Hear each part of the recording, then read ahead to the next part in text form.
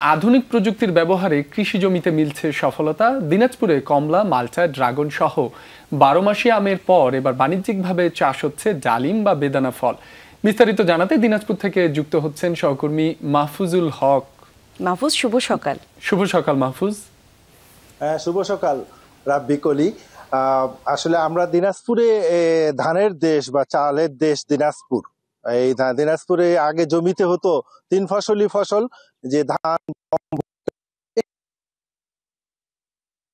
যে যুগ, এই আধুনিক যুগে আসলে কৃষকরা আধুনিক প্রযুক্তির সাথে এই এলাকার কৃষক থেকে পাশাপাশি কিছু শিক্ষিত উদ্যোক্তা যারা আছে, যুবক আছে, তারা কিন্তু এই আধুনিক ফসলের দিকে আজকে দিনাজপুরে এই মালটা, কমলা এসব আবাদ হতো।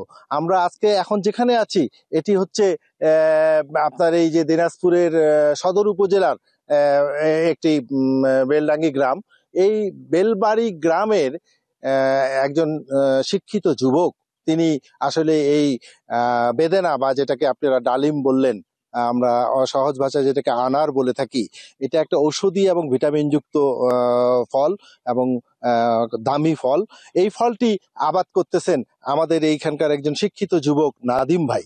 তিনি আসলে মূলত, তার কাছ থেকে যতটুকু শুনেছি আমরা, তিনি আসলে ভারত থেকে প্রশিক্ষণ নিয়েছেন এটির উপরে, এবং প্রশিক্ষণ নেওয়ার পরে উনি আসলে বিভিন্ন ফসল আবাদ করার চেষ্টা করেছেন। কিন্তু দেখা যাচ্ছে এই ফসলগুলি আবাদ করলে এটার যে খরচ, এটার যে পরিচর্যা করতে যায় যে খরচ হয়, এই খরচগুলি অন্যান্য ফসলে উঠে আসে না। তিনি তখন চিন্তা করেছেন এই আনার ফলটি আবাদ করা যায় কিভাবে। এই আনার ফলটি করার উদ্যোগ নিতে যায় এই দিনাজপুরের আনার আবাদ করেছে। আপনাকে আমি দেখাতে চাই যে এই যে আনার, এই আনারটি দেখেন লাল টকটক হয়ে গেছে। এই আনারটি কিছুদিনের মধ্যেই, আগামী 1.5 থেকে 2 মাসের মধ্যেই এটি পূর্ণাঙ্গ রূপ নিবে এবং এটি বাজারজাত করা যাবে। আমরা এই ব্যাপারে একটু কথা বলতে চাই।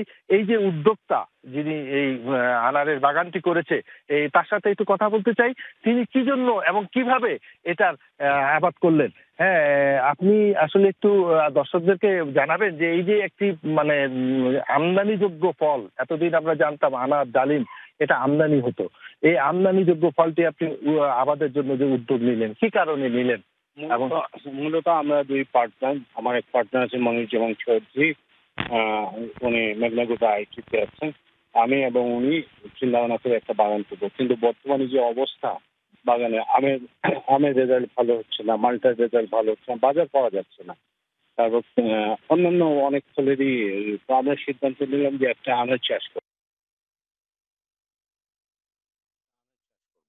আমরা 2 বন্ধু মিলে ইন্ডিয়া গেলাম। ইন্ডিয়া যাওয়ার পর ডিএস ফার্মে ডক্টর বিটি গোরের কাছে বৈঠক করার পর ওনার কাছ থেকে ট্রেনিং নিলাম। ট্রেনিং নিয়ে আমরা দুজনেই এই দিনাজপুরে আসে এই আনার বাগান করি। হ্যাঁ, আপনি যেমনটি শুনলেন যে এই আনার বাগানের উপরে ওনার যে অভিজ্ঞতা উনি করেছেন। আমরা বাগানটি যে দেখেন একটু, যে বিশাল 3.5 একরের উপরে প্রায় 1100 গাছ রয়েছে। এই গাছগুলির মধ্যে আনার ধরেছে পর্যাপ্ত পরিমাণে। এই আনারগুলি কিছুদিনের মধ্যেই হয়তো বাজারজাত হবে।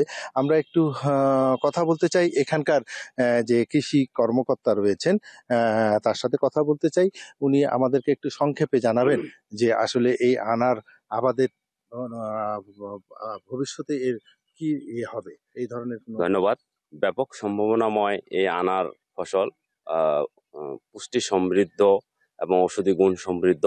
এটার সম্ভাবনা, উৎপাদনের সম্ভাবনা ব্যাপক আকারে দেখা দিয়েছে। এখানে প্রতিদিন অনেক লোক আসে দেখার জন্য। আমরা এখানে যে কারিগরি সহায়তাটুকু আমরা এখানে দিয়ে থাকি বিভিন্ন রোগ এবং পোকামাকড়ের বিষয়ে, এবং এখানে যে এবার চারা উৎপাদন হবে, আমরা দিনাজপুর সদর উপজেলা কৃষি অফিসার স্যারের নেতৃত্বে এটা এই এলাকায় সম্প্রসারণের জন্য। হ্যাঁ, আসলে আপনাকে এই যে আপনি শুনলেন এই নাদিম ভাইয়ের কাছ থেকে এবং আমাদের কৃষি কর্মকর্তার কাছ থেকে আমরা জানতে পেরেছি যে এই আনারের চাষের ব্যাপারে অনেকে আরো আগ্রহী হয়ে উঠতেছে এবং ভবিষ্যতে এটা নিশ্চয়ই এই চাষাবাদ আরো বাড়বে। আপনাকে অনেক ধন্যবাদ মাহফুজ।